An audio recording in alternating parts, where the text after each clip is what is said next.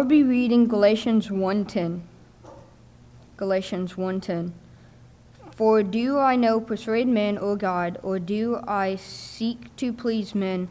For if I yet please men, I should not be the servant of Christ.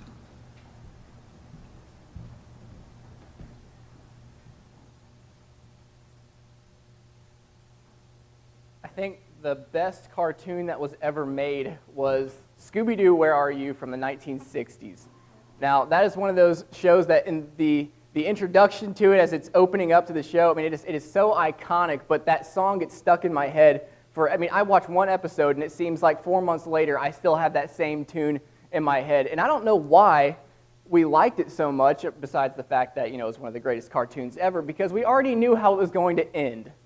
I think everyone knows how the Scooby-Doo cartoons end, right? They are all afraid of the monster, even though they've unmasked a bunch of them up to this point. They knew they were all people, but they were still afraid of them. But then they would unmask the monster at the end, and everyone was always shocked and surprised to see who it was. And then the villain would say that famous line, "I would have gotten away with it too if it weren't for you meddling kids and that dog." Every episode ended that way. But we still love it, and we still watch it. This morning I want to unmask a monster that you see basically in almost every book of the Bible. In the Old Testament and in the New Testament, there is this monster, and it's a sin problem that plagues even the church today. Even righteous people struggle with this problem, and it's the problem of pride. Now, this was one of those topics that as I began to dive in and actually began to study it, I realized there's a whole lot more to this than I thought. Sometimes we want to just treat the symptoms of pride rather than pride itself. We'll say, oh, that person just doesn't want to hear what God has to say because he's just stubborn. And they'll say that's his problem is he's just a stubborn person. Or say, well, that person is just a little bit hypocritical. He carries himself with that attitude that's holier than thou, thinks he's better than everyone else, and it's a symptom of something that's bigger. We're going to talk about pride, and I want to do this by taking two biblical accounts from the Old Testament, ones that we don't really talk about too much, but very interesting accounts, and look at these two stories, the Bible stories, and then see what we can draw out of it about pride. If you want to go ahead and turn to the first location we're going to be in, it's going to be 2 Kings. 2 Kings. And we're going to look at chapter 18 here in a second. What I want to do basically with the rest of this lesson is look at the truth about pride. And I want to basically strip it down to the bare bones and look at pride for what it is. So here's truth number one before we get into this account about pride. Pride is a form of insanity, a blindness to our reality. Pride is a form of insanity, a blindness to our reality. Now, I don't know if you are a Bible marker or not, or if you like to write in the back of your Bible, but I'm going to go through several of these truths about pride and talk about what the Bible has to say about pride and some biblical definitions of it. So if you wanted to jot those down in the back of your Bible, it might be handy for later. One of the things that I realized in putting this together was that there is no such thing as a self-made man. Now, I like that term. It was coined in the 1800s by a man named John Clay, but he coined that term, a self-made man. And you might think of someone like Benjamin Franklin, or you might think of John Rockefeller or Frederick Douglass, and they were all these men that overcame some horrible things in their life, and they went on to accomplish some great things. But there's no such thing as a self-made man, a real self-made man. And really someone who comes up and makes that claim that they are self-made, everything that they are today, they did themselves. It was because of their hard work, it was because of their creativity, or whatever. It's kind of arrogant, if you think about it. There's no such thing as a self-made man. None of us are who we are today without the help of other people, and certainly not without God. When we think about everything that God has given us, the air that we breathe, the reason that we're here in the first place, God put us on this earth. And so to say that we are self-made is very arrogant. In fact, as I was getting dressed this morning, I was thinking about all of the clothing that I was putting on and all the memories that was tied to it. Now, you might think this is kind of loud, what I'm wearing right now, but Ed gave me this shirt. Ed Lineball gave me this shirt. My dad gave me the boots, and everything else was bought with money that God gave me. And you can probably go through your closet too and point out ties and clothing that people have given you, and you didn't go out and buy it yourself. It was given to you. The people impact our lives and help us to create who we are. Okay, but now getting into this story. You can find a summary of what we're going to be talking about here in 2 Kings and 1 Chronicles 32. It is a small summarization of Hezekiah's life. Now, Hezekiah was a king, and if you know anything about the kings of Judah, they didn't have too many great kings. Hezekiah happened to be one of the good ones. In fact, he's kind of up there with David. Not as great as David was, but he was up there. And in fact, if you read about Hezekiah in 2 Kings chapter 18, you see in the first part of it, it says in verse 3, he did what was right in the eyes of the Lord, according to all that David his father had done. Verse 5, he trusted in the Lord, the God of Israel. Number 6, verse 6, he held fast to the Lord. So overall, Hezekiah was a righteous king, and he did some great things. And if you remember the story that happened in his life, or the accounts that happened, it's pretty amazing. So the king of Assyria plans to attack Jerusalem. His name's Sennacherib. I was trying to spell it in my notes, and autocorrect would not let me put it in my notes for some reason. But the spelling looks like Sennacherib, but it's pronounced Sennacherib. He's the ruler of Assyria, and he plans to attack Jerusalem.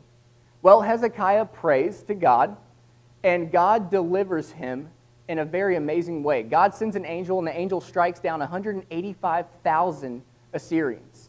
And then later on, we find out that the king of Assyria, Sennacherib, gets killed by his own sons. So God shows his power in an amazing way in Hezekiah's life. Well, later in his life, we find out that Hezekiah gets sick. In fact, he's on his deathbed. And Isaiah comes up to him, the prophet, and says that this sickness is a death sentence. You're going to die. Well, then Hezekiah prays again to God, and he reaches out and says, Lord, remember me. Remember how I have walked righteously in your ways. And God hears his prayer and grants him 15 more years to his life. You would think that someone that godly would have all of their faith in God, not themselves, but if you remember the rest of the story, Hezekiah kind of gets a big head. The Assyrians are defeated, and because of that, Jerusalem then has all of this wealth and all of this gold, and Hezekiah is lifted up, and people are praising him because of the man that he's become, and it gets to his head. We see that happening a lot with kings in the Bible and even with people today. They become somebody in the eyes of somebody, and they think that they're all that. Well, Hezekiah got to that point. And so there's some envoys from Babylon. They come in and they're talking about making an alliance with Hezekiah and the Israelites. Well, Hezekiah already knows that's a bad idea and that the people don't really want to do that, but he can't help but show off the wealth of Jerusalem. They come up and they say, we heard, the Babylonians come up and say, we heard that you were sick and we wanted to see how you're doing. And apparently they were pretty flattering because Hezekiah goes, all right, well, I know I'm not going to have an alliance with these people, but I do want to show them all my stuff. And so he takes them into the city, and he shows them. He says to Isaiah later, when Isaiah asks him what he's done, I showed them everything. I showed them every room, all the gold, all the wealth that he had. He showed them everything. He didn't have a secret stash or a box under his bed or buried in the ground. He showed the Babylonians, the enemy of God's people, everything that they had inside. That's like if you walked outside to a known criminal and said, come here, look, of all the houses in the neighborhood, you want to steal from this house right here. Let me show you all my stuff. Let me show you how vulnerable we are here. Look, see this window right here? It doesn't have a lock on it. You could easily slip in that way if you wanted to. And you could walk around all the house and say, look, here's the code to the alarm system on the door. And look, here's the code to my safe in the garage. That's basically what Hezekiah did. He leads them through the city, shows them everything. And then Isaiah comes to him again and says, because you've done this, you're not really going to suffer for it, but your kids are. And I want you to notice the answer that Hezekiah has. It's very strange. And you can read about this also in Isaiah's account too. But Hezekiah says to Isaiah after he makes this prophecy, he says, your prophecy is good. And the reason he said your prophecy is good is because he knew that in his life he was going to have peace, but in the life of his kids, it was going to be total ruin. And we know that from Manasseh, things did fall apart very quickly. But isn't that interesting? A righteous individual, someone who's considered to be a righteous king of Judah, fell victim to pride. And it was apparently such a big issue that it made him very short-sighted. Because that's what pride is. Pride is a form of self-worship. Pride is looking out for yourself. And so even after Isaiah says, your kids are going to pay for this, most good parents would go, what have I done? What have I done to my family? What have I done to my kids? But it's almost as if Hezekiah just breathes a sigh of relief and goes, whew. For a moment there, I thought you were going to say something bad was going to happen to me. But that's what pride does. Pride is a form of insanity, and it's blinding. So pride is also the failure to accept our utter dependence on God. That's truth number 2. Pride is a failure to accept our utter dependence on God. Now I want to go to Daniel chapter 4. This is such a bizarre account in Daniel chapter 4. You have King Nebuchadnezzar, which I can't help but find humor in it. Maybe it's just the way my brain works. But Nebuchadnezzar one day, well, first let's back up. Let's talk about who Nebuchadnezzar was for a second. Okay, you remember Nebuchadnezzar is the guy that agreed to have a giant statue of himself built. And everybody was to bow down and worship. Okay, we already see an ego problem, a pride problem already right there. But he's also the guy that saw Shadrach, Meshach, Abednego thrown into a furnace that killed the guards that were making that furnace so hot and killed them. But he watched 3 people go into a fire. Then he sees the angel of the Lord, which we know is Jesus, another really cool thing we can't chase right now. But then come out of the furnace totally unscathed. And I want you to look at what Nebuchadnezzar says after this whole thing happens.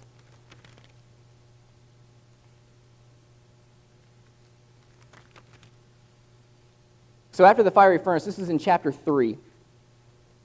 Nebuchadnezzar says in chapter 4, he's talking about the fiery furnace. After all of this event happened, he says, how great are his signs, how mighty are his wonders. This is verse 3.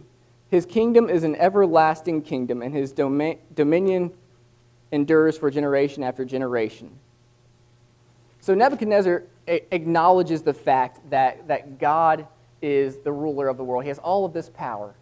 But then, some time passes, I don't know how much time, Nebuchadnezzar is walking out on the roof of his palace. And he starts, I imagine he's just like jingling the copper gold coins in his pocket. I don't know what he was doing. But he's like looking out over his whole kingdom and everything that's around him. And I don't know who he was talking to because the text doesn't say, but he says basically, look at what I've done. Look at my kingdom. Look at all my stuff. Look what I did. And the text says that while he was still speaking, God makes him eat grass like an ox for 7 years. 7 years.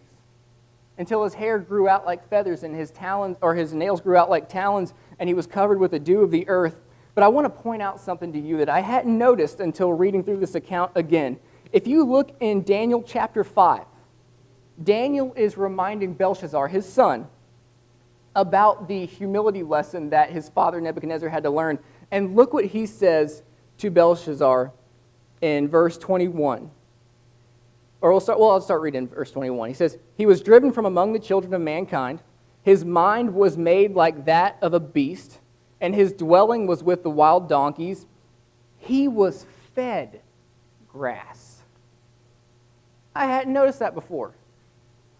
But that goes into this lesson in humility that Nebuchadnezzar has to learn. Because if you think about it, what would you rather do? I know none of these scenarios are great, trust me. But what would you rather do? If you had to eat grass like an ox for 7 years, and you were going to have the worst hair day of your life, and your nails were going to grow out like crazy, and you're going to be filthy and disgusting, would you rather do that somewhere way out in the wilderness where no one would see you, where your family wouldn't see you, where your friends who who think you're so cool and so great, where they can't see you, where the girl you have a crush on can't see you, maybe where your wife can't see, your spouse can't see you. You want to do that somewhere private because you are at a very, very low point. He was fed grass. That means people knew where he was, and that means people were going up to him, to the king, Nebuchadnezzar, who had that giant statue. I doubt anybody forgot about that. And they're saying, here you go. And they're giving him grass. Talk about humility. 7 years of that. But then look at what Nebuchadnezzar has to say. And this is the point. Notice the tune he was singing before on the roof. Look at my stuff. Look at my kingdom. Look at my great works. And then look in this is chapter 4, starting in verse 34. It says, at the end of the days, I, Nebuchadnezzar, this is after the 7 years, I lifted my eyes to heaven, and my reason returned to me. And I blessed the Most High, and I praised and I honored him who lives forever. For his dominion is an everlasting dominion, and his kingdom endures forever, from generation to generation. All the inhabitants of the earth are accounted as nothing, and he does according to his will among the hosts of heaven and among the inhabitants of the earth. And none can stay his hand or say to him, what have you done? And then look at what he says at the end of chapter 4. The very last verse, verse 37, he says, those who walk in pride, he is able to humble. Now, I want you to imagine that this happens to one of your family members. I don't know which family member you're thinking of in your head, maybe your least favorite, but imagine this happens to them. Would you ever forget that? Would you ever forget the fact that someone in your family for 7 years ate grass like an ox and it was the most outlandish thing that's ever happened? Well, his son Belshazzar did. You would think after these events that his own son would not forget these things, but Belshazzar takes the throne. And he takes all of the vessels and all of the things out of the temple, and he begins to drink wine out of them, and he begins to party with it. And Daniel comes up to him and is basically reminding him, and he says, you, his son, and this is Daniel 5, starting in verse 22, and you, his son, Belshazzar, have not humbled your heart, though you knew all of this. But you have lifted up yourself against the Lord of heaven. Pride is a form of insanity. It makes you short-sighted, as we saw with Hezekiah. But it also makes you very forgetful, as we see with Belshazzar. It makes you forgetful. You forget your place in life. You forget who you are, who you should be. You begin to think of yourself as a little bit more of somebody, and that you're somehow special, the greatest gift to creation. What I want us to take away from this, if you don't get a whole lot out of this lesson, here's what I want you to take away from it, though. God can humble the proud, and those lessons in humility are not worth it. Learn from other people. Don't have to go through those same mistakes. I don't know what lessons maybe you've had to learn in life. I can think of plenty. Where you had to be humbled, or you had to go through a very humiliating experience. There's lessons that we can learn in that.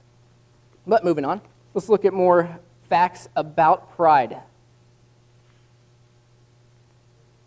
Pride has symptoms that we started off with that maybe we don't realize are connected to pride. And I want to go through a few of these symptoms very quickly. First symptom of pride can be fear. You know, we find ourselves more fearful in situations when we're so focused on self-reliance. When we think that everything is in our control and that we have the power to change what's going on in our life and to basically cut a path for our destiny or for our future, we become very fearful because then we start to realize, whoa, I'm relying on myself to get me through this. I mean, Jonah basically had that same mindset. God's like, go to Nineveh, and he says, I have a better idea.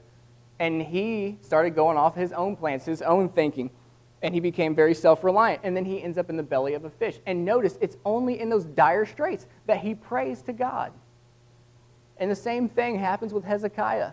It's only when the Assyrians are at the door that he prays to God. It's only when he's about to die and he's on his deathbed that he prays to God. A symptom of pride can be fear, but also entitlement. Romans chapter 3 and Romans chapter 6 are great chapters if we need a little bit of a reminder of how humble that we should be. And it talks about the sin of man and basically what the wages of sin are. Wages of sin is death, but that we deserve death on account of our sin. We're not entitled to anything. But pride is so blinding, it makes us think that we are. We're entitled. People owe us something. Society owes us something. And sometimes as Christians, we can look up and say, God, you owe me something. Look at how many years of my life I've given in your service. Look at how many times a day I read my Bible or I pray to you. And somehow we think that maybe this level of righteousness gives us that status where we can say to God, you owe me now. Pride can make you entitled. But here's another one that maybe you haven't thought about. Pride can make you a people pleaser. Pride is self-worship. It's self-preservation. And so we want the approval of others rather than God if we're a prideful person. I love how Paul puts it in Galatians 1, verse 10, which Jacob read so well for us. He basically says, if I'm trying to please man, I'm not a servant of God. If I'm trying to please man, I'm not a servant of God. Now, I'm not talking about someone who is always trying to work or be a servant of others and help other people out. I'm talking about someone who wants to make someone happy no matter what. And say yes no matter what. To be a people pleaser, not because they want to be this great servant or anything like that, but because they want the approval of somebody else. It can make you a people pleaser. Hypocrisy. Pride can make you a very hypocritical person. This is elevating your status, forgetting about God's mercy, developing this holier-than-thou attitude, quick to point out faults in others.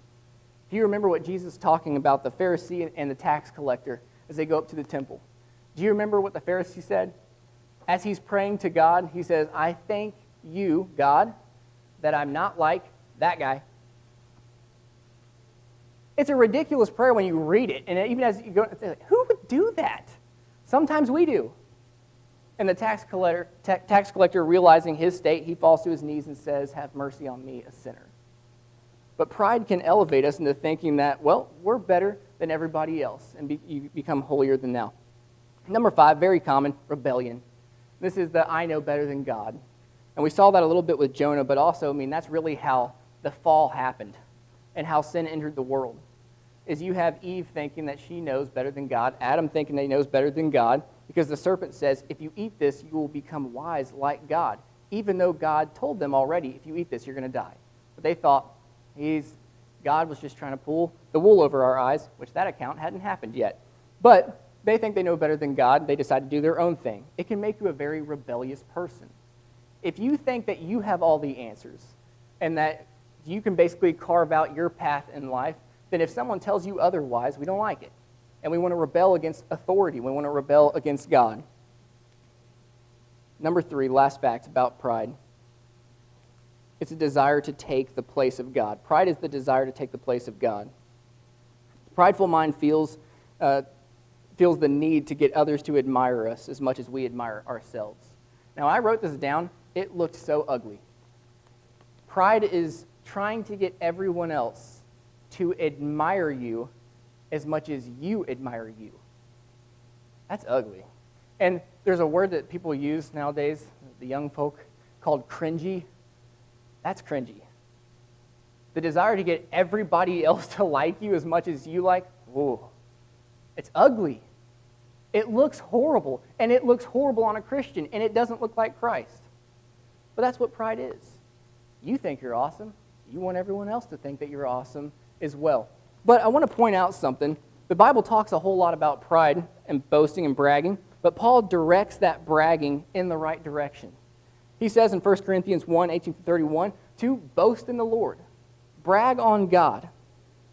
You see, this is the opposite of that mindset that says, everyone look at me, and trying to get them to like you as much as you like yourself. This is the attitude that says, look at God. And you're trying to tell everyone else to think God is as awesome as you think God is. It is a change in mindset. Instead of look at me, it's look at God. Humility is boasting in God. Boasting in the Lord shows others how much we value God.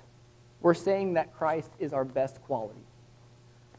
When we brag on Christ, when we give Christ all the glory, When we give God all the glory as a church, as a Christian, we're pointing others to Christ, who is the source of our salvation, who is the source of everything that we have. I don't want to learn a lesson in humility, a big one. But I'll be honest with you, this was a very difficult lesson for me to swallow, especially when I looked at how many symptoms are related to pride. And I remember thinking, as I was putting this together, I got a lot of work to do. Because there are some times, and I love this congregation, but there are sometimes I will get down and I will think, being honest, I will think, I felt pretty good about that.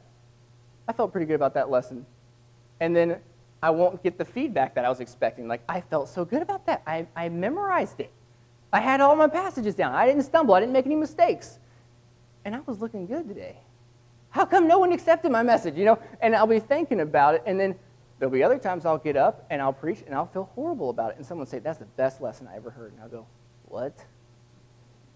I don't know what I'm doing. But sometimes pride gets in the way, and it makes us think that, okay, I deserve way more compliments than I got on that lesson.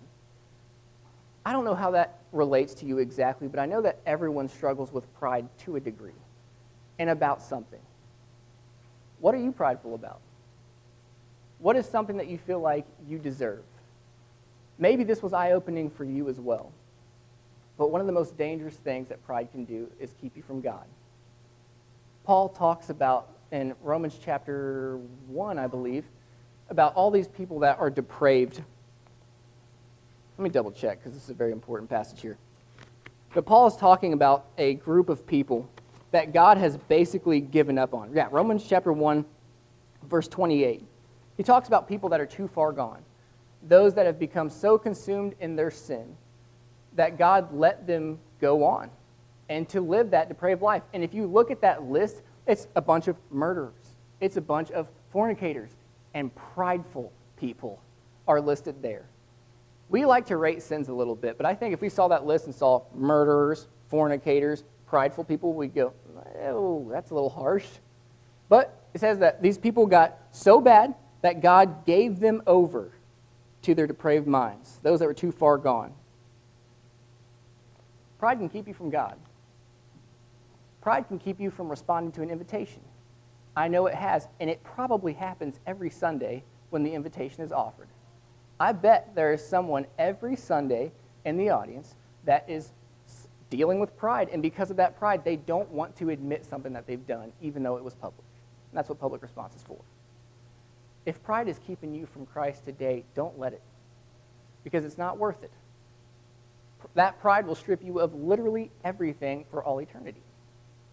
The good news is we have the example of Christ in the Bible, who is described as the King of Kings and the Lord of Lords, and yet he humbled himself. The King of Kings humbled himself and came down to this earth, and he was so humble that even up on the cross, when he was looking at those that beat him and that struck him, he said, forgive them, for they know not what they do. That's humility. Even after being taunted, if you're the Son of God, come down from the cross. Prove it to us. Now, if you were in that situation, maybe your pride would take over and you would say, I'll prove it. And I'll call 10,000 angels. And I'll show you just how powerful I am. But the King of Kings humbled himself. He showed us how to. God never asks us to do anything that he hasn't done better. If pride is keeping you from God this morning, for whatever reason, if he's keeping you from putting on Christ in baptism, swallow that just for a second and take care of it. If he's keeping you from, or if it's keeping you from following Christ to your most potential, I still feel like I said that wrong. If pride is keeping you from Christ in any way, then why not let us help you with that? Why not let us pray for you? Come now, together we stand and as we sing.